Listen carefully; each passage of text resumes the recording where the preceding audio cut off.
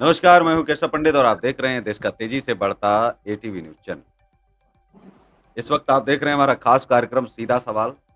और चर्चा में आगे बढ़ने से पहले हम अपने हमारे चर्चा में मेहमान हैं उनसे हम परिचय आपका करवा देते हैं। हमारे साथ में संदीप कौशिक सनातनी जी, जो राष्ट्रीय अध्यक्ष हैं, संस्थापक हैं पंडित जी फाउंडेशन स्वावलंबी के। बहुत बहुत स्वागत है आपका।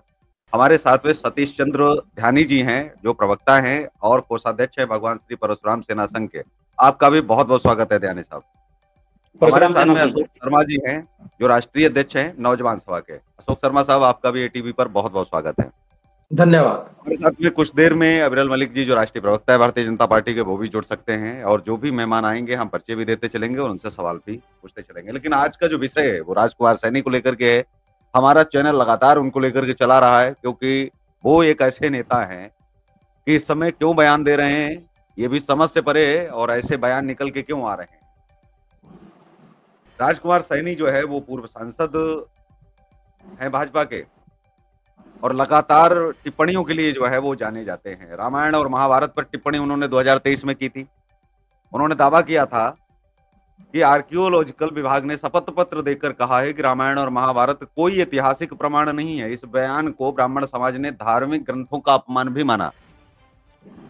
ब्राह्मण समाज पर उन्होंने टिप्पणी भी की, मूर्ति पूजा पर सवाल उठाए, जातिगत टिप्पणियां की, एक नहीं अनेकों।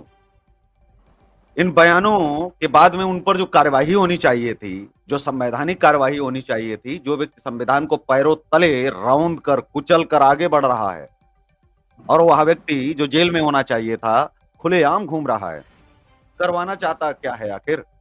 और क्या फिर सरकार का संरक्षण है जो अभी तक कार्रवाई नहीं हुई? सवाल ये भी बनता है। भारतीय न्याय संहिता बीएनएस की धारा 351(2) मतलब आपराधिक मानहानि, 351(3) शत्रुता को बढ़ावा देना, 352 धार्मिक भावनाओं को ठेस पहुंचाना और 353 सार्वजनिक शरारत। यहाँ तक कि आजीवन कारावास तक हो सकता है इस व्यक्ति को, अगर ये साबित हो गया अदालत में। क्योंकि जिस तरह के बयान आ रहे हैं, इसको लेकर के अभी तक एक मुकदमा पंजीकृत हो जाता और अदालत में अगर सुनवाई होती तो अब तक शायद कुछ न कुछ सिद्ध हो गया होता। लेकिन पहले बयान देना, फिर कान करके नाक रगड़ करके माफी मांग लेना, बस इतना सा तो नेताओं ने सीखा है। और इस देश में समाज भी कैसे हैं, बड़ी जल्दी माफ कर देते हैं। इतनी दया, इतनी करुणा, इतनी भावनाएं कहीं जागृति नहीं होती हैं। जो लोग, जो समाज अपने ही भाइयों को 1 इंच जमीन न दे, उसके लिए लड़ जाते हैं, मर जाते हैं, 20 साल मुकदमा लड़ते हैं, उन लोगों को गालियां देकर के एक व्यक्ति जो है निकल जाता है और वो कह देता है कि ठीक है, सॉरी, वो तो बोल दिया मैंने, रात को कर लिया मैंने सस्ता नशा करने के बाद में हमने ये बयान दे दिया। अब आप क्या करेंगे उस पर? संदीप कौशिक साहब, ये जो राजनेता जो सस्ते नशे कर करके बयान दे देते हैं, फिर नाक रगड़ करके कान पकड़ करके जो माफी मांगते हैं, ये प्रचलन जो है वो कहीं ना कहीं बंद क्यों नहीं होना चाहिए?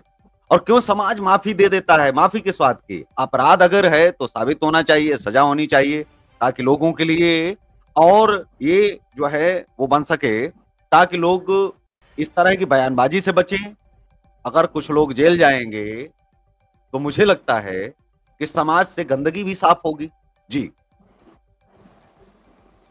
केशव जी, मैं आपकी बात का समर्थन भी करता हूं, क्योंकि देखिए, राजनीतिक पृष्ठभूमि पर खुद को साबित करने के लिए यह नेता बार बार अनाप शनाप बयान दे रहा है। जैसा कि हमने पहले भी अपने सभी सोशल मीडिया अकाउंट के माध्यम से जनता को जागरूक करने का प्रयास किया कि यह कोई राजनीति नहीं है। हमारा जो मानना है, पंडित जी फाउंडेशन का जो मानना है कि यह एक आदतन अपराधी बन चुका है, जिस सोच के साथ, जिस संकीर्ण मानसिकता के साथ यह बार बार कभी जाट समाज को, कभी राजपूत समाज को, कभी हमारे देवी देवताओं को अपमानजनक टिप्पणी कर कर उसके बाद यह बार बार माफी मांगता है, तो यह एक आदतन अपराधी की ही श्रेणी में ये आता है। और ऐसे आदतन अपराधी के ऊपर नकेल लगनी जो है बहुत आवश्यक हो गई है। आज जिस प्रकार से इसने हमारी बहन बेटियों को अपमानित करने का जो प्रयास किया है, देखिए, ब्राह्मण समाज के ऊपर बोलकर ये लोग अपनी सस्ती राजनीति पहले भी करते आए हैं और बहुत लोग कर रहे हैं। हम वह एक विषय अलग हो जाता है। लेकिन जब आप किसी की बहन बेटी, क्योंकि बहन बेटी किसी एक परिवार की नहीं होती, पूरे देश की होती है, आप देश की बेटियों के विषय में ऐसी अपमानजनक टिप्पणी जिस प्रकार से आप कर रहे हैं, यह हमारे देश की बहन बेटी का अपमान है और ऐसे लोगों को ऊपर तुरंत कार्रवाई होनी चाहिए। और पंडित जी फाउंडेशन जो है सोमवार को एफआईआर दर्ज कराने जा रहा है, जिसके लिए हम लोग अपनी पूरी कोर ग्रुप की बैठक हो चुकी है और उस बैठक में हमारे कोर ग्रुप ने निर्णय लिया कि हम जो है प्राथमिकी दर्ज कराएंगे और धर्मनगरी कुरुक्षेत्र से इस लड़ाई की हम शुरुआत करेंगे। और जिसको हम चाहेंगे कि हमारी जितनी भी देश में सामाजिक राजनीतिक संस्थाएं हैं वो लोग आगे आए, क्योंकि इस प्रकार के जो नेता हैं ये अपने अनाप शनाप बयानों से जो है कल को इस प्रकार से तो देश में दंगे भड़केंगे। जातिगत जो व्यवस्थाएं, कोई ऐसा कोई युवा साथी जिसने इसको संज्ञान में लेकर उस भावना के तहत कोई इसके ऊपर कोई कटाक्ष कर दिया या इसके ऊपर किसी प्रकार का जो है कोई ऐसी भावना के साथ इसके ऊपर हमला कर दिया, कुछ भी कर दिया, तो ऐसे तो जो है आप एक जगह बैठ जाएं। दंगे भड़केंगे। ये तो दंगे भड़काने का काम कर रहा है। ऐसे लोगों के ऊपर तो जो है ऐसे शातिर अपराधी को जो है जेल में होना चाहिए। जी सतीश चंद्र ध्यानी जी, आप एक जगह बैठ जाएं तो आप सही से बैठेंगे तो डिबेट और सही से चल पाएगा। लेकिन आगे जानकारी जो है आपको मैं देता हूं कि कानूनी क्या जो है एक्शन लिए जा सकते थे, क्या किस जो है बोल पर इनको कितनी सजा हो सकती थी। धारा 351(2) क्या कहता है? आपराधिक मानहानि। ये धारा उस स्थिति में लागू होती है जब कोई व्यक्ति जानबूझकर किसी अन्य व्यक्ति की प्रतिष्ठा को ठेस पहुंचाने के लिए या फिर समाज के लिए अपमानजनक टिप्पणी करता है, और यदि वे किसी व्यक्ति या समुदाय की प्रतिष्ठा को नुकसान पहुंचाने वाले साबित होते हैं तो इस धारा के तहत मामला दर्ज हो सकता है। 2 वर्ष तक कारावास है, जुर्माना है, या फिर दोनों ही हो सकते हैं। दूसरा, धारा 352 धार्मिक भावनाओं को ठेस पहुंचाना। ये धारा तब लागू होती है जब कोई व्यक्ति जानबूझकर किसी समुदाय की धार्मिक भावनाओं को ठेस पहुंचाने के इरादे से टिप्पणी करता है। और सैनिक रामायण और महाभारत पर बयान जो हिंदू धर्म के पवित्र ग्रंथ है इस दायरे में आ सकते हैं। इसमें सजा कितनी है? 3 वर्ष तक का कारावास है, जुर्माना, या फिर दोनों हो सकते हैं। और तीसरा, धारा 351(3) विभिन्न समूहों के बीच शत्रुता को बढ़ावा देना। ये धारा धर्म, जाति या समुदाय के आधार पर शत्रुता, घृणा, वैमनस्य को बढ़ावा देने वाले कृत्यों को संबोधित करती है। और सैनिक ब्राह्मण समाज पर टिप्पणियां जो सामाजिक तनाव का कारण बनी, इस धारा के तहत जांच का विषय भी हो सकती है। इसमें भी 3 वर्ष तक का कारावास, जुर्माना या दोनों हो सकते हैं। और यदि अपराध सार्वजनिक शांति को भंग करता है तो 7 वर्ष तक की सजा हो सकती है। और चौथा, जो बहुत ही खास है, धारा 353 सार्वजनिक शरारत। यदि सैनिक के बयानों से सार्वजनिक अशांति या हिंसा की स्थिति उत्पन्न होती है तो ये धारा लागू हो सकती है। ब्राह्मण समाज द्वारा उनके खिलाफ हिंसक प्रतिक्रिया जैसे मुकाला की घोषणा इस धारा के तहत जांच को प्रेरित कर सकती है। 3 वर्ष तक का कारावास, जुर्माना या दोनों। मतलब क्या वर्तमान में जो आपने बयान दिया है, जो भी बयान दिया है, क्या वर्तमान में वह हो रहा है? अगर वो चीज वर्तमान में घटित नहीं हो रही है किसी समाज में या किसी धर्म में, वो बंद है या पूर्व है, पूर्वकालिक है, और आप उसको दोहरा रहे हैं, तो आपका अगर राजनीतिक लाभ है क्या है, लेकिन उसमें आपको आजीवन कारावास तक हो सकता है। साबित हो गया कि आप एक बहुत बड़ा दंगा प्लान कर रहे थे, आप तो लड़ाने वाले थे।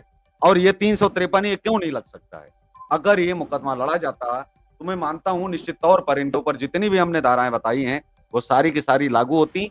और ऐसे तमाम राजनेता जो सलाखों के पीछे सड़ने चाहिए वो सलाखों के बाहर हैं। आखिर क्यों? इनके ऊपर मुकदमा कौन करवाएगा? ये कौन कैसे तय होगा? क्योंकि छोटी छोटी बातों पर तो मिलाड भी बाहर आकर के बोल देते हैं कि नहीं ये तो जी गलत हो रहा है, लोगों को जो है टिप्पणियां कर देते हैं। लेकिन ऐसे राजनेता जो सांसद रहे हैं, जो जनता जनप्रतिनिधि रहे हैं, और वो लोग आकर के ऐसी चीजें जिनका कोई मतलब नहीं है आज के परिप्रेक्ष्य में, अरे कम से कम कुछ चल रहा हो या कोई चीज हो जो घटित हुई है, न तो उसका कोई इतिहास है। एक तो रामायण महाभारत को नहीं मानना, मतलब जो इतिहास है उसको इतिहास ही नहीं मानना, कल्पना मानना, फिर कल्पनाओं को भी जीवित करने की कोशिश करना। मतलब एक तरफ तो कह रहे हैं कि ये तो कल्पना ही नहीं है, बयान आते हैं कि भाई भीम और अर्जुन तो हुए ही नहीं है, महाभारत झूठी है, फिर दूसरी तरफ कहते हैं कि नहीं जी इसमें कर्ण के साथ बहुत गलत हुआ, घोर अन्याय। भाई जो चीज कल्पना है आपके लिए उसमें कर्ण कहां से आ गया? कर्ण के साथ कैसे गलत हो गया? आपके लिए तो कहानी है ना, कहानी में तो कुछ भी फिर हो सकता है। जब आप उसको सच नहीं मान रहे हो, आपके लिए वो एक कहानी मात्र है, तो आप कहानी के पात्रों पर क्या केवल टिप्पणी करते हो? तो कहानियां तो बहुत सारी गढ़ी गई हैं, तो हर कहानी के पात्रों पर टिप्पणी करिए, फिर तो आपको ये लगेगा कि इतना हाँ आर्यमान, शक्तिमान और तमाम जो है कहानियां चली हैं। इसमें भी आप कहेंगे नहीं भैया वो किलमिश के साथ बहुत गलत हो गया। क्या गलत हो गया? मुकदमा आप ठोक दीजिए, दावा जो है कर दीजिए। लेकिन एक तरफ आप काल्पनिक मानते हैं, दूसरी तरफ जो है आप जो है ये भी दावा करते हैं कि नहीं, कहीं ना कहीं तो गलत हुआ है।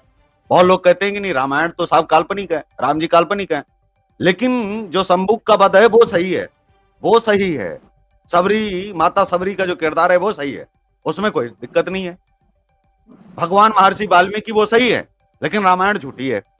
तो वहां कहीं पर अगर कुछ ऐसा आता है तो ये टिप्पणी आती कि नहीं भाई एक तरफ कहानी मानते हैं, दूसरी तरफ किरदारों पर ही कसीदे पढ़ते हैं। मतलब ना तो मानना है ना मानने देना है, मतलब कुतर्क, इसे साफ साफ कहें। अशोक शर्मा जी कैसे देखते हैं, कैसे हमारी नौजवान पीढ़ी आगे बढ़ पाएगी अगर इस तरह की चीजें आएंगी? न तो व्यक्ति अपना किरदार तय कर पा रहा है कि हमको जाना किस तरफ है, इसको कहानी बता करके आगे हमको सवाल करने हैं या सच्चाई मान करके इसको झुटलाना है, क्या करना है वो व्यक्ति खुद ही जो है। आपको लगता नहीं है कि ऐसे बीमार लोग जो इलाज के लिए जाने चाहिए वो बयान दे रहे हैं, बच रहे हैं, माफी मांग रहे हैं, और उसके बाद में समाज भी माफ कर दे रहा है? मुझे लगता है कि इनको इलाज नहीं है क्या, इलाज की जरूरत नहीं है क्या ऐसे नेताओं को या ऐसे लोगों को? जी देखिए केशव जी, जब सबसे पहले इन्होंने राजकुमार सैनी जी ने जो पहला प्रकरण किया था उस समय भी हमने आवाज उठाई थी, और उसकी एवज में कैथल के अंदर महापंचायत हुई, कुरुक्षेत्र के अंदर हुई, नारायणगढ़ के अंदर हुई, और पूरे हरियाणा के अंदर महापंचायत हुई, और हर जिले वाइज एफआईआर दर्ज करवाई गई राजकुमार सैनी के खिलाफ। और दूसरी बात, उस एफआईआर पे ना कोई कार्रवाई हुई, ना इनको शामिल किया गया कार्रवाई के अंदर। और तीसरी बात, इन्होंने ना कोई माफी मांगी समाज के सम्मुख आगे। आपने कहा ना, जो आपने एक वर्ड कहा भी बड़ी आसानी से समाज माफ कर देता है, इन्होंने समाज से कोई सार्वजनिक रूप से माफी मांगी, ना मीडिया के माध्यम से कोई माफी मांगी। उसके पश्चात जितनी एफआईआर दर्ज हुई इनके ऊपर, चाहे कैथल में हुई, चाहे वो आपके नारायणगढ़ में हुई, अंबाला में हुई, कुरुक्षेत्र के अंदर हुई, पूरे हरियाणा के अंदर एफआईआर दर्ज हुई, लेकिन किसी पर भी कोई कार्रवाई नहीं हुई। और जो धाराएं आप बता रहे हैं जिसके अंदर इनको सजा हो सकती थी या इनको दबाया जा सकता था संविधान के अनुसार, वो भी किसी भी प्रकार का इनके ऊपर कोई दबाव नहीं बनाया गया। और दूसरी बात मैं ये कहना चाहूंगा, राजकुमार सैनी एक व्यक्ति नहीं है, एक सोच है, और ये सोच धीरे धीरे बहुत से लोगों में बढ़ रही है। आज हम राजकुमार सैनी को एक ही सोच का मुखौटा मान सकते हैं, चेहरा मान सकते हैं, जो आगे आके अपने बयान दे रहे हैं। लेकिन इस प्रकार की विडंबना ये देखिए, जब कोई मुस्लिम के खिलाफ कोई बात आती है तो हम हिंदू की बात करते हैं, हम बात करते हैं कि हम हिंदू अलग अलग होंगे, जातियों में जाएंगे तो हम मारे जाएंगे, और बात होती है हम एक हो जाएंगे। मेरा सवाल नहीं, मैं सिर्फ आपको मैं यही जवाब देना चाहता हूं इसके लिए भी। अगर ये आज सबसे पहले इसने जब जाट कम्युनिटी को टारगेट किया तो अन्य कम्युनिटियां नहीं बोली, जब ब्राह्मण कम्युनिटी को टारगेट किया तो अदर कम्युनिटी नहीं बोलने को तैयार है। तो मैं आपके मीडिया के माध्यम से भी देख पा रहा हूं कि अदर कम्युनिटी के लोग नहीं आते, आज उनको लगता है कि ये ब्राह्मण की लड़ाई है। तो मैं ये चाहता हूं कि जब हमारा एजेंडा सनातन है, हमारा एजेंडा हिंदू है, हम एकता की बात करते हैं, तो हमें मिलजुल कर इस व्यक्ति के खिलाफ आवाज उठानी चाहिए। इनका हौसला से बुलंद होता है, इनका हौसला इसलिए बुलंद होता है, इनको लगता है कि सिर्फ ब्राह्मण बोलते हैं। अगर इनको लगे कि 36 बिरादरी बोलती है तो मेरा कोई भी वोट बैंक नहीं रहेगा, तो इसको डर बैठेगा। तो मेरा सभी आपकी मीडिया के माध्यम से यही कहना चाहता हूं कि सभी लोग इस चीज के ऊपर आगे आए। जब आज इसने जाट कम्युनिटी को, ब्राह्मण कम्युनिटी को, कल को ये किसी और कम्युनिटी को भी टारगेट करेगा, राजपूत कम्युनिटी को भी टारगेट करेगा, और कर भी रहे हैं। ये नहीं कर रहा, अन्य संगठन कर रहे हैं राजपूत कम्युनिटी को टारगेट। तो मेरा ये है कि ये लड़ाई एक सोच के खिलाफ है, एक व्यक्ति के खिलाफ नहीं है। तो इस सोच में हमें मिलजुल कर साथ देना होगा, एक दूसरे का साथ देना होगा, ताकि इन लोगों को हम दिल में बांध सके और इनको खत्म कर सके। मैं रोक रहा हूं अशोक शर्मा जी, आप किसी एक छोटी सी एक छोटे से तिनके को इतनी आप हवा दे रहे हैं। मैं ये समझ रहा हूं कि एक ललाई शर्मा का नाम सुना होगा, उत्तर प्रदेश में ललाई यादव, कभी पढ़ लेना उनके बारे में। एक अकेला व्यक्ति आता है, एक अकेला व्यक्ति पेरियार आता है, डॉक्टर अम्बेडकर आते हैं, सामाजिक लड़ाइयां लड़ते हैं, वो एक अलग तो उनकी लड़ाई थी। लेकिन एक अकेला व्यक्ति अगर इन कम्युनिटीज से भी अगर बाहर निकल करके और ऐसे लोगों के खिलाफ अगर पीछे पड़ जाए तो लेने के देने नहीं पड़ जाएंगे क्या? एक अकेला ही पर्याप्त? एक अकेला जो नहीं भगवान नहीं, लड़ाई अपने अपने, जैसे संदीप जी बैठे हैं, देखिए केशव जी, यहाँ संदीप जी बैठे हैं पंडित फाउंडेशन से। सवाल आप सुनेंगे नहीं, आप सवाल सुनेंगे नहीं तो उत्तर नहीं आप सही से आप दे पाएंगे। जी, जब नूपुर शर्मा के द्वारा एक जो है उकसाने पर एक टिप्पणी निकल जाती है और वो कर देती है, सरतन जी, से जुदा किनारे लगते हैं, मार डालने की धमकी, और वो कहते हैं कि मैं माफी मांगती हूँ अगर मेरे द्वारा किसी धर्म समुदाय को और लोगों को अगर जो है ठेस पहुंची है, और मेरा ऐसा कोई जी, मकसद और इरादा था नहीं। हालांकि वो आवेश और वेग में आकर के दे दिया क्योंकि वहां बैठे हुए लोग मुझे उकसा रहे थे। उसके बावजूद भी उन्होंने क्या कहा, सीखना चाहिए मुसलमानों से, हिंदुओं को मुसलमानों से सीख लेनी चाहिए। उन्होंने क्या कहा, कटोरा नहीं फैलाया, हमको माफी, हमसे माफी जो है ले लो, हमको माफी दो, मतलब ये वाली चीज आप बोलो। एक कटोरा लेकर के नहीं घूमते हैं मुसलमान। उन्होंने कहा नहीं, मुझे चाहिए कि सजा दो इस व्यक्ति को, जो भी कानूनन बनती है उसके लिए मुकदमा पंजीकृत करो, सजा दो, जेल भेजो, मुझे माफी आपी से कोई मतलब नहीं है, कोई लेना देना नहीं है दूर दूर तक, नो माफी। तो ये जो माफी का जो कटोरा लेकर के बैठ जाते हैं बहुत सारे संगठन और ये पूरे के पूरे समाजों का, ये करते हैं नहीं, माफी मांग लीजिए हम माफ कर देंगे। सतीश चंद्र ध्यानी जी हमारे साथ में जुड़े हैं, प्रवक्ता हैं भगवान श्री परशुराम सेना संघ के। एक कटोरा कैसे छूटेगा, कब छूटेगा, और ये हम कब उम्मीदें जो लोगों से ये लगाएंगे कि भाई माफी मांग लो, आपने कृत्य कर दिया, माफी मांग लो, और हम पूरे समाज के ठेकेदार बन जाते हैं, हम जी माफ कर देंगे आपको, पूरा समाज माफ कर देगा जी। क्या यही बढ़ावा नहीं देता है क्या पूरे समाज को? पूरे देश भर में जो राजनेता कोई भी आता है ब्राह्मणों पर कुछ भी बोल के चला जाता है। निश्चित तौर से ये चीज को बढ़ावा देती है। मेरा ये मानना है कि इन लोगों के खिलाफ में जो है कड़ी से कड़ी सामने आप आ जाइए ना, मोबाइल को आप सामने कीजिए, मोबाइल को सामने कर लीजिए, ध्यानी जी मोबाइल को सामने कर लीजिए ताकि आपका चेहरा स्पष्ट हो पाए, और सामने आप बैठिए और थोड़ा सा आप देखिए ना, आपको चेहरा आपका दिख रहा है क्या? हाँ दिख रहा है जी, दिख रहा है, बिल्कुल दिख रहा आप फिर सामने बोलिए ना, उसको देख करके, स्क्रीन को देख करके, आपको दर्शक देख रहे हैं जी। है। ठीक है, बोलिए, सामने इन देखिए, लोगों सामने। कड़ी से कड़ी कार्रवाई होनी चाहिए, हम्म, और हम लोगों की ढिलाई की वजह से ये लोग जो है बच जाते हैं। इनमें कोई जो है, इसमें कोई दो राय नहीं है। जब तक ब्राह्मण समाज एक नहीं रहेगा तब तक जो है ये संभव नहीं हो पाएगा। और जो हरियाणा परशुराम सेना संघ जो है ये इसके मामले में जो है अभी एफआईआर जो है इसके लिए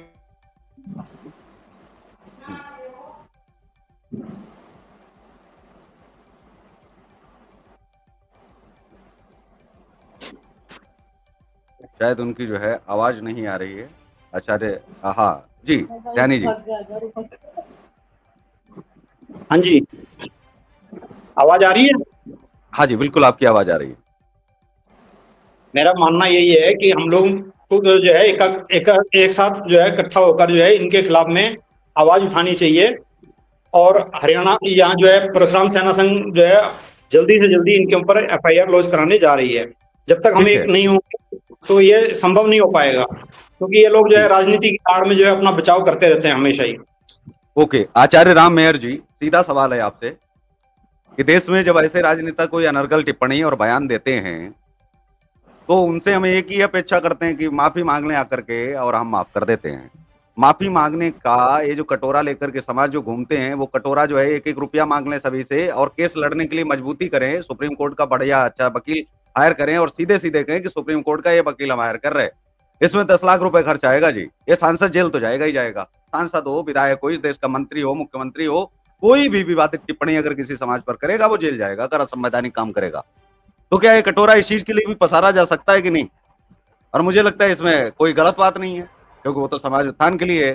तो ये सही है ना, क्योंकि भिक्षा और भीख मांगने में अंतर है।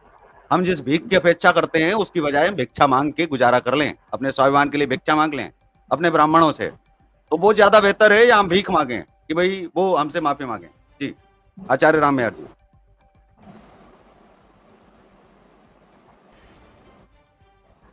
केशव पंडित जी, सबसे पहले मैं आपके चैनल के माध्यम से जितने भी साथी इस समय जुड़े हुए हैं सबको वंदन करता हूँ, नमन करता हूँ और जय परशुराम की बोलता हूँ। राजकुमार सैनी जी के इस बयान की मैं घोर निंदा करता हूँ।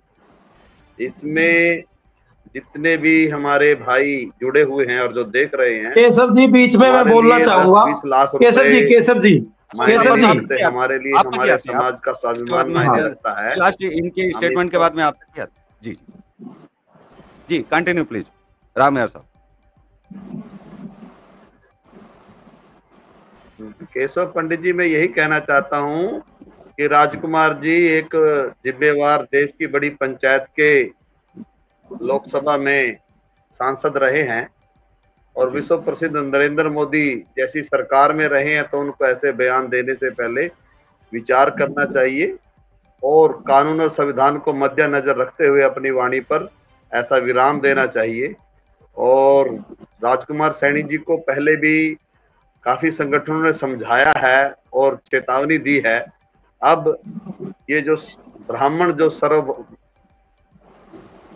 सुखिनः सर्वे सन्तु निरामया पढ़ता है, इसको अच्छा, जो समझाने का एक तरीका था आचार्य रामयार जी, बीच में आपको टोकना चाहूंगा, जो समझाने का तरीका था आचार्य जी, समझाने का तरीका जो था वो आगरा में करणी सेना की तरह था या फूलमाला लेकर के गए थे पहले, मतलब पूरा जो भी कहते हैं क्या बोलते हैं उसको, मतलब स्वागत वागत वगैरह किया कि नहीं, अरे सांसद जी आप हैं तो ही हम जिंदा हैं, तभी हरियाणा है, तभी ब्राह्मण समाज है। फिर उसके बाद में उनसे कहा कि नहीं आप थोड़ा सा सोच समझ करके आप बयान दिया करें प्लीज, हाथ जोड़ करके आए थे, मतलब किस तरह से उनके साथ में आग्रह किया गया था? सही ढंग से समझाया गया होता, मुझे लगता है दोबारा समझाने की जरूरत ही नहीं पड़ती। संदीप कौशिक सनातनी जी, सही ढंग से अगर समझा दिया गया होता तो दोबारा समझाने की जरूरत नहीं पड़ती। ऐसे लोगों को आवश्यकता है कि एक बार समझाओ, उसके बाद में बार बार नहीं समझाओ। बार बार समझाने से क्या सुधर जाएंगे क्या, जो एक बार में नहीं समझे? जी संदीप साहब। ऐसा केशव जी, मैं तो ये कहना चाहूंगा आपकी इस टिप्पणी के ऊपर, क्योंकि मैं इसको टिप्पणी इसलिए बोल रहा हूँ कि ब्राह्मण जो है, लोगों को लगता है कि बड़ी नरम कौम है नरम कौम, हम सबका सम्मान करते हैं, छत्तीस बिरादरी हर धर्म का सम्मान करता है, ब्राह्मण करता है और करता भी है, करता भी रहेगा, क्योंकि हमने सबको जोड़ने का काम किया। लेकिन शायद वह हमारे इस सम्मान को दूसरे रूप में ले रहे हैं, वह उस सम्मान को दूसरी व्यवस्थाओं में ले गए। और कहीं ना कहीं अभी कुछ देर पहले हमारे भाई अशोक शर्मा जी ने भी जो बात बोली, मैं उस बात का भी आपके चैनल के माध्यम से इसलिए भी समर्थन करता हूं क्योंकि ये हो रहा है ये बात कि जब पहले जाट समाज के ऊपर जब ये बात बोली गई तो उनके साथ दूसरे समाज नहीं लगे, जब राजपूत समाज के साथ जब लगी तो कुछ ब्राह्मणों संगठनों ने तो साथ लगे, लेकिन अन्य जो हमारे समाज के साथी थे वो नहीं लगे। अब जैसे कि अगर हम बात करें राजकुमार सैनी भी अगर हम जातिगत व्यवस्था से देखें, वो सैनी समाज से आते हैं और सैनी समाज को ब्राह्मणों ने ही नहीं सर समाज ने इतना सम्मान दिया है कि आज आप हरियाणा में देखेंगे कि सैनी समाज के जो प्रतिनिधि है वो मुख्यमंत्री की कुर्सी को सुशोभित कर रहे हैं। माननीय नायब सैनी जी जो आज जो है मुख्यमंत्री की कुर्सी को सुशोभित कर ऐसा नहीं है कि वो सिर्फ सैनी समाज के मुख्यमंत्री है, वह 36 बिरादरी के सभी समाज के पूरे हरियाणा के मुख्यमंत्री हैं। और जब आप भगवान परशुराम जी की जन्मोत्सव कार्यक्रमों में जाकर सम्मान ले रहे हो, तो मैं आपके चैनल के माध्यम से आदरणीय नायब सैनी जी से यह भी मांग करना चाहूंगा कि जब आप सम्मान ले रहे हो, आज ब्राह्मण समाज जब सम्मान की लड़ाई लड़ रहा है, अपने स्वाभिमान की लड़ाई लड़ रहा है, तो आप इस व्यवस्था को अनदेखा क्यों कर रहे हो? क्यों नहीं जो पहले भी एफआईआर, जैसे हमारे अभी अशोक भाई जी ने भी बताया कि पंचायतें भी हुई, बाकी और व्यवस्थाएं भी हुई, और उन व्यवस्थाओं के बावजूद भी उन एफआईआर पर कार्रवाई नहीं हुई, तो ये कहीं ना कहीं प्रत्यक्ष है प्रत्यक्ष रूप से या तो कोई समझौता है या उनका अप्रत्यक्ष रूप से सहयोग है। अगर नहीं है तो हम तो ये कह रहे हैं कि ब्राह्मण समाज आज मांग कर रहा है कि सर समाज से कि इस विषय को, यह अकेले ब्राह्मण समाज का विषय तो है ही है, लेकिन ये आज की डेट में 36 बिरादरी का विषय भी है, क्योंकि हम बहन बेटी की लड़ाई के लिए आगे आए हैं। हम ब्राह्मण समाज के लिए तो लड़ाई लड़ ही रहे हैं, लेकिन आज जिस पंचायतों पर एक प्रश्न है मेरा, संदीप साहब, खाप पंचायतों पर एक प्रश्न मेरा है, खाप पंचायत को लेकर, क्योंकि मुझे ज्यादा जानकारी है नहीं। आपको ज्यादा अगर जानकारी है तो मैं सवाल आपसे करूं क्या, या अगर शर्मा जी को है तो मैं शर्मा जी से जो है करूं? जी जैसे आपकी इच्छा। अशोक जी भी हमारे बड़े भाई हैं, सामाजिक बहुत सी लड़ाइयां उन्होंने हम कर लेता हूं, अगर छूट जाता है तो अशोक शर्मा साहब से भी मेरा निवेदन रहेगा कि वो इसे जो है कंप्लीट करें और वो हमें जो है बताएं, क्योंकि मुझे ज्यादा जानकारी है नहीं। लेकिन सवाल ये है, गांव में जब कोई व्यक्ति टिप्पणी करता है, अगर किसी गांव में किसी व्यक्ति ने यही टिप्पणी कर दी होती तो उसके साथ खाप पंचायत क्या करता? सीधा सवाल। जी क्या हो गया? कुछ नहीं कर रहे हैं, वो सब पता है उनको नहीं। अगर यही टिप्पणी गांव के किसी एक बहुत साधारण व्यक्ति ने की होती, वो किसी भी समाज से आता, कुछ भी होता, वो एक अलग विषय है, तो खाप पंचायत के अनुसार उसको क्या सजा दी जाती, क्या उनके साथ किया जाता, खाप पंचायतें क्या फैसला लेती? उस व्यक्ति पर, मतलब उस गांव की जो पंचायत है। जी केशव जी, ऐसे है, पहले भी हरियाणा में बहुत से घटनाक्रम घट चुके हैं। ये तो चलो बड़े लेवल का, अगर हम ग्रामीण पृष्ठभूमि की बात करें, गांव से ही हम बात करें, तो अगर गांव में ऐसा करते हैं तो पंचायत के रूप में जो डिसीजन होता है, वो प्राथमिकता तो यही रहती है कि भी ये क्षमा मांग ले या माफी मांग ले। प्राथमिकता तो यही रहती है कि फर्स्ट जो होता है कि भी आप माफी मांग लो, जिस भी कम्युनिटी या जिस भी व्यक्ति के खिलाफ आपने भी कोई भी टिक्का टिप्पणी की है, किसी भी प्रकार का कोई अपराध किया है। अगर वो नहीं सेकंड स्टेप में मानता, तो पंचायत के द्वारा यह भी कहा जाता है कि आप जाने या ये जाने भी, आपकी लड़ाई झगड़ा कल को विवाद के रूप में बढ़े या आपके पुलिस केस हो या आप में से किसी को भी चोट फेट लगे, तो आप खुद के जिम्मेवार होंगे। पंचायत ये भी निर्णय सुना सकती है सेकंड स्टेप पे। तो उसमें ये भी कह सकते हैं कि भी हमने बार बार दोषियान को या दोषी व्यक्ति के खिलाफ हमने बार बार उसे प्रार्थना की, अगर वो नहीं मानता तो पंचायत इसके साथ कभी नहीं लगेगी। और जो पीड़ित व्यक्ति है या जो व्यक्ति के खिलाफ बार बार टिक्का टिप्पणी की जाती है, तो हम पंचायत इसका साथ देगी। तो इस प्रकार के डिसीजन होते हैं हम जो हमारी ग्रामीण पृष्ठभूमि होती है। ठीक है।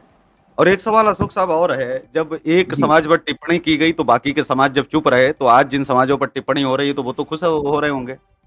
बिल्कुल बिल्कुल। मैं एक हमारे साथ आना चाहिए था, आप उस समय मेरे साथ। केशव जी, मैं आपको एक बात बताना चाहूंगा। जब राजकुमार सैनी जी ने पहली बार किया था, तो सबसे पहले आवाज मैंने उठाई थी अपने फेसबुक अकाउंट से। उसके पश्चात हमने कैथल में महापंचायत की। उस समय नायब सैनी जी जो आज सीएम है हरियाणा के, इन्हीं के समाज से है, तो वो उस समय एमपी होते थे कुरुक्षेत्र लोकसभा के।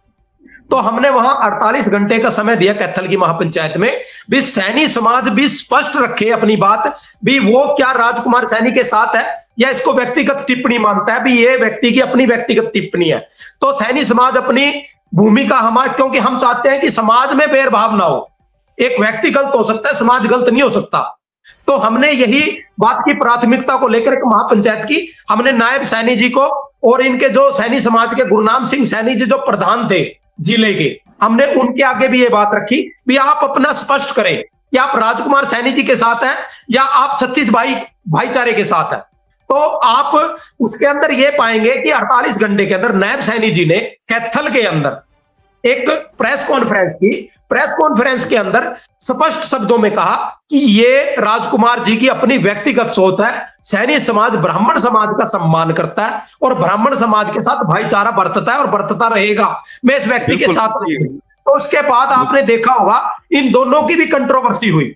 तो इन्होंने, राजकुमार जी ने नायब सैनी के खिलाफ कंट्रोवर्सी स्टार्ट की भी, ये व्यक्ति वोट बैंक के चक्कर में मेरी आवाज को दबा रहा है। तो इन दोनों की भी कंट्रोवर्सी चली। तो हमारा आज भी यही है कि सैनी समाज ने अपनी स्पष्ट भूमिका रख दी थी उस समय कि ये व्यक्ति हमारा नहीं है और ना हमारे समाज से कोई इत्तेफाक रखता है। उसके बाद हमने, जब नारायणगढ़ में इसका जो गृह क्षेत्र है जहां से ये आते हैं, ये जहां इनका रेजिडेंस है, नायब जी का भी रेजिडेंस वही है, तो हमने वहां भी एक महापंचायत की थी हरियाणा लेवल पे।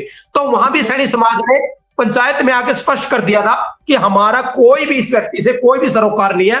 ये व्यक्ति जो टिप्पणी करता है, ये अपनी राजनीति चमकाने के लिए और अपनी राजनीति में अब वर्षा बढ़ाने के लिए भी, मैं बीसी या एससी कास्ट की राजनीति करूं और ब्राह्मणों को मैं अगर टारगेट करूंगा तो ये लोग मुझे वायरल करेंगे और वायरल करेंगे तो मैं इनका बड़ा नेता बन जाऊंगा। और हमारे से कोई सरोकार नहीं। आप इसको पीटते हैं, आप इसको प्रताड़ित करते हैं, आप इसके ऊपर कालक पोकते हैं, आप इसके ऊपर कोई कानूनी कार्रवाई करते हैं, तो सैनी समाज इसका समर्थन नहीं करेगा। यह स्पष्ट शब्दों में बात हो चुकी है पहले भी। जी बिल्कुल जी। हिंदू जो धर्म है उसके अंदर जितनी भी बिरादरी हैं, 36 बिरादरी की हम बात करते हैं, तो ब्राह्मण समाज को कभी कभी ब्राह्मण समाज के ही लोग टारगेट करते हैं, अन्य समाज के भी लोग टारगेट करते हैं। और बिल्कुल सही बात है कि किसी एक व्यक्ति के द्वारा बोला गया कुछ भी विवादित बयान या कुछ भी सही बयान वो पूरे समाज का तो बयान नहीं हो सकता। नहीं हो सकता, बिल्कुल दिया जा सकता है, लेकिन विवादित बयान पूरे समाज का तो कोई लेना देना होता नहीं है, उनका तो कोई लेना देना है, क्योंकि ना तो इसे मुख्यमंत्री से जोड़ा जाना चाहिए और ना तो पूरे समाज से जोड़ा जाना चाहिए, और उसका अपना पर्सनल बयान है, क्योंकि समाज इसमें कभी नहीं आता है। मेरा ये मानना है, क्योंकि ब्राह्मण समाज के भी बहुत सारे आजकल आप देख रहे होंगे, बहुत सारे लोग खुद ही ब्राह्मण समाज को टारगेट कर रहे हैं। अब वो भी तो ब्राह्मण समाज से ही निकले हैं, इससे समाज से कोई लेना देना नहीं। ये बीमार लोग हैं, इनका इलाज बहुत जरूरी है। हमारे साथ में इसी बीच सुरजीत सिंह जी जुड़ गए हैं, राष्ट्रीय अध्यक्ष सनातन सेना के, लगातार सनातन के लिए काम कर रहे हैं पूरे देश भर में, और लगातार ऐसे लोगों पर कार्यवाही भी करवा रहे हैं। संदीप कौशिक साहब, आप जो अभी तक टिप्पणियां की हैं, मैं चाहूंगा कि आप विस्तार से थोड़ा सा बताएं उनके बारे में, ताकि सुरजीत सिंह जी हमारे साथ में देर से जुड़े हैं, वो उन टिप्पणियों को समझ पाएं और उसके बाद में उनका मैं बयान भी चाहूंगा। उनका क्या स्टेटमेंट है? केशव जी, सबसे पहले तो उन्होंने जो टिप्पणी की कि जिसमें उन्होंने टिप्पणी में सीधा सीधा ये ब्राह्मण समाज पे एक एलिगेशन लगाया कि जब हम कोई कर्मकांडी पंडित शादी करके फेरे करवाता है, फेरे करवाने के बाद वो जो कन्या शादी की जो कन्या होती है तो शुद्धिकरण के लिए कर्मकांडी पंडित के पास रहना पड़ता है। और ये बयान उनका तब आया है जब आपको ध्यान होगा कि अभी पिछले काफी लंबे समय से एटीवी न्यूज के माध्यम से बहुत से सामाजिक संगठनों ने अनुराग कश्यप वाले मामले को उठाया। बिल्कुल, उसमें सनातन सेना ने प्रमुखता से जो है चीज की थी। बिल्कुल जी, और मैं उसको उस व्यवस्था से इसलिए भी मैं बताना चाहूंगा क्योंकि पहला जो उसका जो बयान आया अनुराग कश्यप के जब सीन कटे हैं, फिल्म में से सीन कटे हैं ना, उस फिल्म के सीन कटने के बाद इसमें सारे के सारे अपने सोशल मीडिया अकाउंट से इनकी पूरी आईटी सेल, राजकुमार सैनी की पूरे आईटी सेल ने उनको जो है पूरा ट्रोल किया गया कि ये ब्राह्मण समाज जो है विरोध कर रहा है फिल्म का, जबकि ब्राह्मण समाज ने कभी फिल्म का विरोध नहीं किया, किसी संगठन ने फिल्म का विरोध नहीं किया। विरोध सिर्फ उस व्यवस्था का हुआ था कि जो व्यवस्था अनुराग कश्यप ने ब्राह्मणों के प्रति बयान देके बोली गई थी, उस व्यवस्था का सभी ने विरोध किया, अकेले ब्राह्मणों ने किया, सर समाज ने विरोध किया। दूसरी बात मैं उसको इसलिए भी जोड़ना चाह रहा हूं कि अभी कल जो उनका एक और नया बयान आया है, जिस बयान में उन्होंने सार्वजनिक मंच पर यह बोला कि, और उन्होंने स्वीकारा है उस वीडियो में कि यह जो मूवमेंट चलाया गया था, जब जाट आंदोलन शुरू हुआ था, जाट आंदोलन के समय से मैंने बोलना शुरू किया है और मैंने जो है जातिगत व्यवस्था के ऊपर आवाज उठाई है। अब इनसे कोई पूछा जाए कि आप जिस व्यवस्था के ऊपर आप बात कर रहे हो वो व्यवस्था तो चलाने वाला जो ब्राह्मण समाज, अगर आप ये कहते हो ब्राह्मण समाज ने तो सबको देने का काम किया है। और सबसे बड़ी आपत्ति मुझे इन लोगों के ऊपर है, ये अनपढ़ लोग, आज तक कभी इन्होंने ज्योतिबा फुले को नहीं पढ़ा, आज तक कभी इन्होंने बाबा साहिब अम्बेडकर को नहीं पढ़ा, इनको ये नहीं पता बाबा साहिब अम्बेडकर जो है, अम्बेडकर शब्द कहां से आता है, तो इनको ये नहीं पता भीमराव शब्द कहां से आता है। इन्होंने कभी उन लोगों को महामारी की बात कर रहा था। मैं सुरजीत साहब जुड़े हैं, आप इनको थोड़ा सा इनके स्टेटमेंट में आप मदद ये करें कि उन्होंने बयान क्या क्या दिए, अब तक जाट पर क्या बोला है और अभी तक राजपूत भाइयों पर क्या बोला है, उसको स्टेटमेंट को आप जरा सा बताएंगे पूरा विस्तार से कि उन्होंने जाट समाज पर हमारे क्या बोला, क्या ब्राह्मण समाज पर बोला, क्या जो है अन्य समाजों पर टिप्पणियां की हैं। जी, ब्राह्मण समाज पे तो मैंने अभी आपको बताई है। जाट समाज पे उन्होंने आरक्षण के नाम पे बोला कि इन्होंने जो है दूसरे समाज का हक खाया, जबकि ऐसा कभी किसी समाज ने कभी किसी भी प्रकार का कोई आरोप नहीं लगाया किसी दूसरे समाज पर। लेकिन ये जानबूझकर जाति का नाम लेकर एक दूसरे को भिड़ाने का काम कर रहे हैं। कुछ समय पहले इन्होंने सम्माननीय राजपूत समाज के विषय में भी इसी प्रकार की एक टिप्पणी की थी, जिस टिप्पणी का पूरे राजपूत समाज ने नहीं, उनके साथ जो है ब्राह्मण समाज के सभी संगठनों ने भी विरोध किया था। तो ये तो एक आदतन अपराधी बन चुका है, जिस आदतन अपराधी के ऊपर जो है सबको मिलकर लगाम लगाने की जरूरत है। और मैं अशोक भाई जी की बात को पुनः दोहरा रहा हूं कि हम लोगों को सर समाज के जितने भी संगठन है, जितने भी हमारी सभाएं हैं, हम सबको साथ लेकर इस ऊपर कड़ी कार्रवाई करानी होगी। और ऐसे सातिर अपराधी, ये नेता नहीं है, ये एक सातिर अपराधी है, क्योंकि एक व्यक्ति गलती करता है, माफी मांगता है, वो हो सकता है गलती से माफी उसको देनी चाहिए, लेकिन एक व्यक्ति बार बार गलती कर और फिर माफी मांगे तो ये एक सातिर अपराधी की श्रेणी में आता है। और ऐसे सातिर अपराधियों पर लगाम लगनी चाहिए, जिसके लिए केशव जी ठीक है, कोई सवाल है तो आप कर सकते हैं। केशव जी जी केशव जी, मैं सिर्फ छोटा सा सारांश बताऊंगा राजकुमार सैनी जी का एजेंडा क्या है। अगर आप इनकी बैक वीडियो में जाओगे तो इनका यह मानना है कि पर्टिकुलर कास्ट को तो ये बीच बीच में करते ही है ब्लेम, लेकिन पर्टिकुलर जो इनका एजेंडा वो ये बोलते हैं अपने सार्वजनिक मंच से 15 वर्सेस 85%, 85% वर्सेस 15%। 15% में ये मानते हैं, वो अपने सार्वजनिक मंच से बोलते हैं। ये बहुत सी वीडियो के लिंक मिल जाएंगे आपको यूट्यूब से। ये बोलते हैं ब्राह्मण, राजपूत, पंजाबी, बनिया और जो जनरल कास्ट में है ये 15% लेगा, और ये लोग हमारे भारतीय मूल के नहीं है, ये विदेशी मूल के लोग हैं और हमारे देश के ऊपर कब्जा चाहते हैं और हमारे देश पे बहुत आदिकाल से कब्जा करते आ रहे हैं। हमारे सम्मान को, हमारे अभिमान को दबाए बैठे हैं। इनका जो मेन एजेंडा यही है कि 85 की लड़ाई लड़ रहा हूं मैं, ये अपने मंच से बोलते भी हैं, मैं 15% लोगों से आपका हक लेने जा रहा हूं। तो ये लोग बोलते हैं, सबसे बड़ी इनकी यही भाषण में मेन कॉमन पॉइंट रहता है। मतलब डॉक्टर अंबेडकर के ऊपर सीधे सीधे पैर रख करके निकल जाना, क्योंकि उन्होंने कहा था कि इसका कोई प्रमाण नहीं है, आर्य विदेशी हैं, उन्होंने साफ साफ अपनी पुस्तक में लिखा। और उन्होंने जितने भी फर्जी अंग्रेजी इतिहासकार थे उन सबको जो है एक तमाचा था डॉक्टर अंबेडकर का, उन्होंने कहा इसका कोई प्रमाण नहीं है, कहां से आप बता रहे हो, कहां से लाए हो, तो आप उन्हीं को नहीं मान रहे हो। दूसरी तरफ सुरजीत साहब, पहले ये क्या था, पहले ये जी आप तक आते हैं, मैं सुरजीत साहब से भी सवाल ले लेता हूँ कि ऐसा व्यक्ति जिसे सांसद चुना जाता है, बड़े समाज का प्रतिनिधित्व करता है, बार बार गलतियां करता है, हर समाज पर टिप्पणी करता है, उसमें इतना साहस तो नहीं होता है कि जो 40 लाख एकड़ जो धीरे धीरे जमीन जो है 45,000 एकड़ थी, 40,000 एकड़ थी, वो 40 लाख एकड़ में तब्दील हो गई, तो वो जमीन कहीं ब्राह्मण और क्षत्रियों की तो नहीं घेरी होगी बक वालों ने, बहुत ज्यादा, मैं कहता हूँ थोड़ी बहुत गई होगी, घेरी तो सबसे ज्यादा उसी समाज की गई होगी जिस समाज की वकालत करते हैं, उसको लेकर के तो ये समर्थन करते हैं वक्त का। और ये कहते ही नहीं है कि हमारी इतनी सारी जमीन जो है वक्त के अंदर चली गई हमारे समाज की, क्योंकि जो सबसे ज्यादा निर्बल समाज है, शोषित समाज है, मैं भी इससे स्वीकार करता हूँ, तो उसी समाज की जमीनें तो घेरी गई हैं। 40 लाख एकड़ में मुझे लगता है अगर सही से जांच करवा ली जाए और पूरी तरह पड़ताल कर ली जाए तो 40 लाख एकड़ में 39 लाख एकड़ जमीन दलित भाइयों की निकलेगी, शोषित और निर्बल समाज की निकलेगी, जिसे ये नाम दे दे करके जो है वोट लेते हैं। तो 39 लाख एकड़ में तो कोई बातचीत नहीं होती है इस देश के अंदर, ये कहा ही नहीं जाता है, ये तो जांच का विषय नहीं है, ये तो पूरी तरह से विवादित है।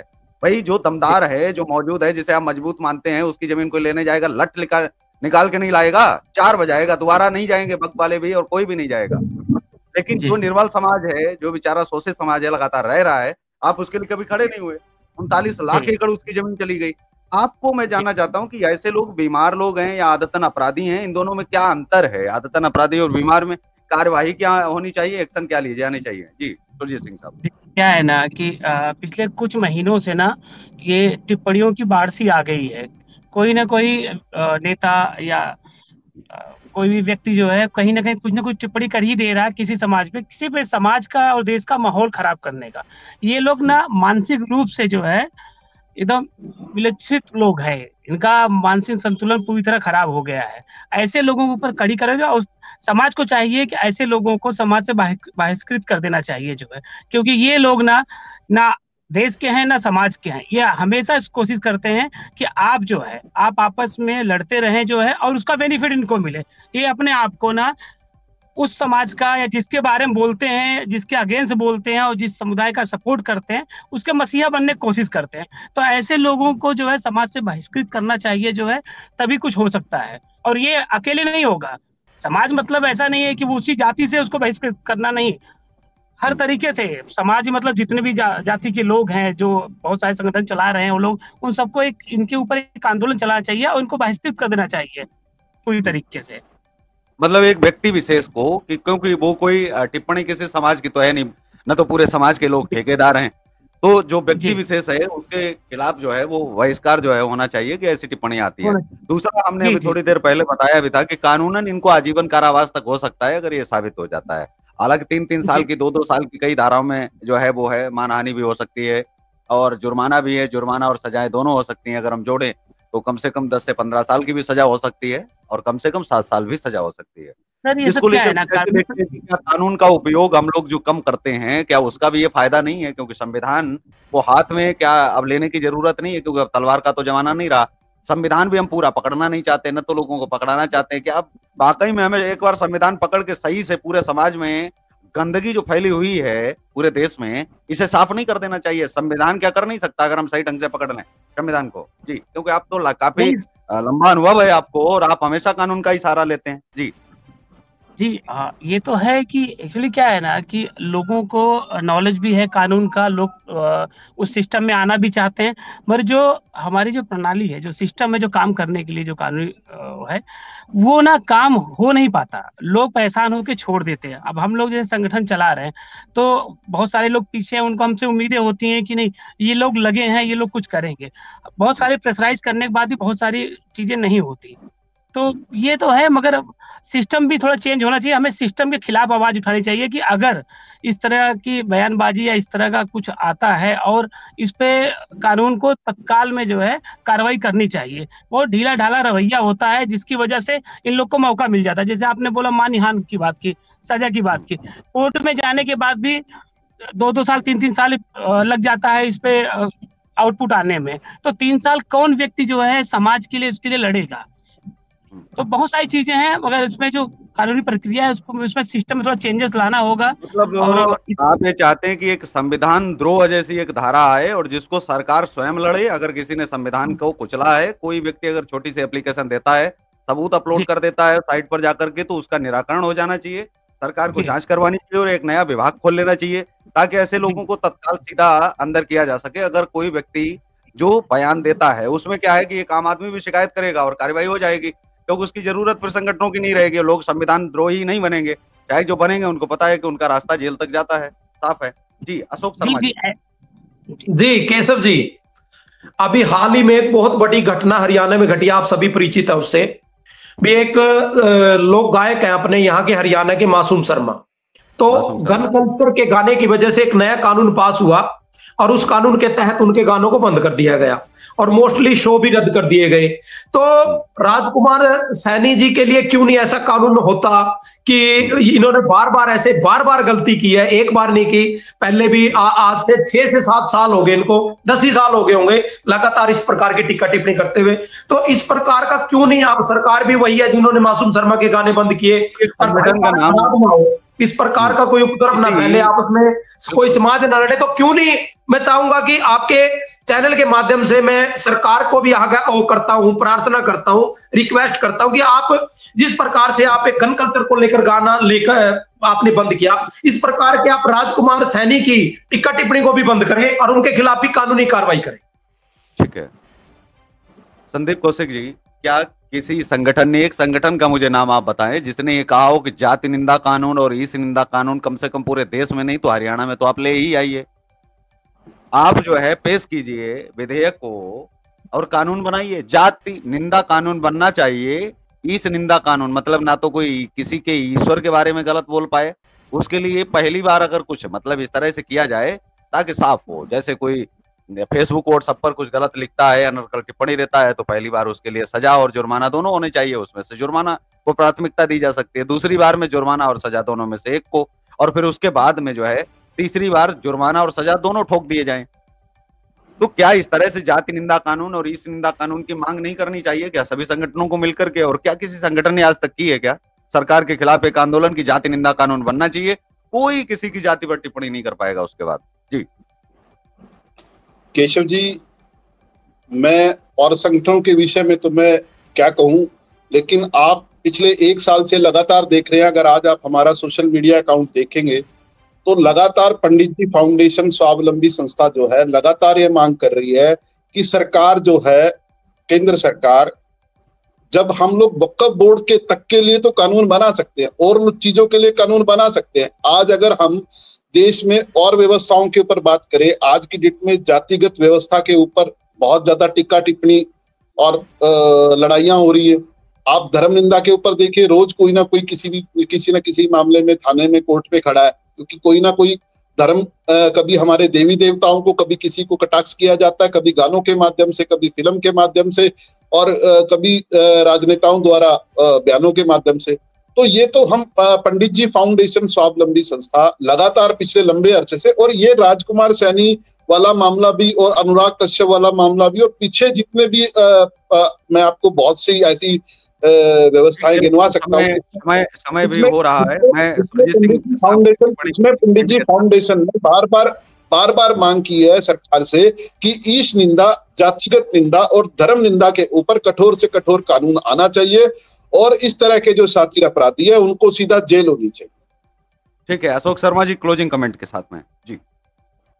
बस आपके मीडिया के माध्यम से सिर्फ मैं इतनी प्रार्थना करूंगा, हमें मिलजुल कर इस प्रकार की जो लोग हैं इनके खिलाफ मिलजुल कर लड़ाई लड़नी होगी, जाति विशेष में ना पड़कर हमें एक होकर ये लड़ाई लड़नी होगी। और दूसरा, जो आपकी इस बात से पूर्णतः सहमत हूं और मैं अपनी संस्था की तरफ से मैं ये कोशिश भी करूंगा कि जाति निंदा, ईश निंदा और धर्म निंदा इस प्रकार के कानून बने, इसके लिए हम प्रयासरत रहेंगे और लोगों को इसके बारे में अवेयर करेंगे और ज्यादा से ज्यादा लोगों को इस मुहिम में जोड़ेंगे। जी, सुरजीत सिंह साहब, आपका भी एक लास्ट कमेंट क्लोजिंग कमेंट के साथ में चाहूंगा कि क्या इसमें हो सकता है और कि इस तरह की घटनाओं को कैसे नियंत्रित किया जाए, क्योंकि ये अगर ऐसी चीजें चलती रहेंगी तो समाज में हमारा जो यूथ है, नौजवान है, किसान है, जवान है, और जो हम जाति प्रमाण पत्र जला करके हमको जातियां जहाँ मिटानी चाहिए और वो जहां हम भारतीय होनी चाहिए, सबसे पहले हिंदुस्तानी होनी चाहिए, उनमें ये सब चीजें क्यों खत्म नहीं हो पा रही हैं? अंग्रेज तो चले गए 70 साल से छोड़ के, हम कहते हैं अंग्रेज लड़वा के चले गए, हम अभी इतने समझदार नहीं हो पाए कि हम आपस में हवा में कौन लड़वा रहा है, अंग्रेजों ने कहाँ रक्त बीज अपने छोड़े हुए हैं। जी जी, देखिए क्या है ना, ये कानून तो जैसे अशोक जी ने बोला, कानून तो इस पे आना चाहिए और हम सब संगठनों को एकजुट होके जो है मांग भी करनी चाहिए सरकार से कि इस पे कानून आए। दूसरा क्या है ना, एक चीज आपने देखा होगा कि ब्राह्मण और क्षत्रियों पर ही टिप्पणी हो रही है ये कुछ महीनों से, और हम ना एकत्रित नहीं हैं। हम अगर एकत्रित हो जाएं तो सुमन जैसे लोग जो है अभी भाग रहे हैं, माफिया मार डर रहे हैं, बोल रहे हैं कि डर गए हैं। तो जैसे अभी बाकी संगठनों ने अपना दिखाया रूप जो है, वैसे हमें भी करना चाहिए। बात ब्राह्मण क्षत्रियों की नहीं है, बात यही है कि किसी भी समुदाय और किसी भी जाति वर्ग पे हमें टिप्पणी नहीं करनी चाहिए, कोई भी ना करे, ऐसा कानून आना चाहिए। और अशोक जी के बातों से सहमत हूँ, मैं भी अब अपने संगठन तरफ से एक जो है लेटर कानून लाने के लिए मांग करूंगा जो है, और वो इस पे कि हम कोशिश यही करेंगे जल्द से जल्द कोई कानून इस पे बने। जी, मतलब निंदा प्रस्ताव की जगह एक जिंदा प्रस्ताव आना चाहिए, ताकि जो है ऐसे लोग दफन हो सके, पूरी तरह इनकी विचारधारा दफन हो सके, क्योंकि ये सब अंग्रेजों की विचारधारा है जो आज ये बढ़ा रहे हैं, क्योंकि इनके अंदर जो है अंग्रेजी जो आत्माएं हैं वो बहुत ज्यादा घुस गई अंग्रेजों की।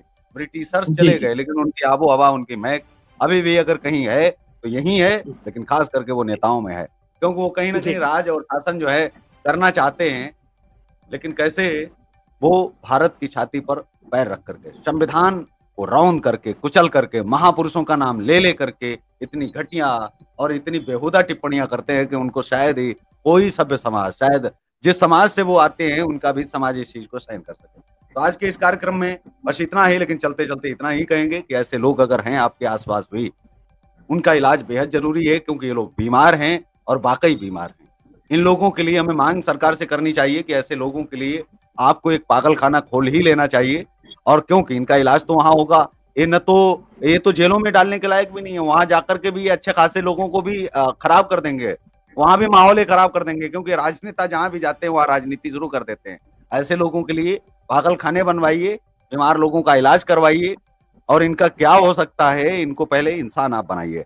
तो इस कार्यक्रम में बस इतना ही, हमें दीजिए इजाजत, नमस्कार। और आप सभी का जुड़ने के लिए बहुत बहुत धन्यवाद, फिर से एक बार आभार। आप देखते रहिए देश का तेजी से बढ़ता एटीवी न्यूज चैनल।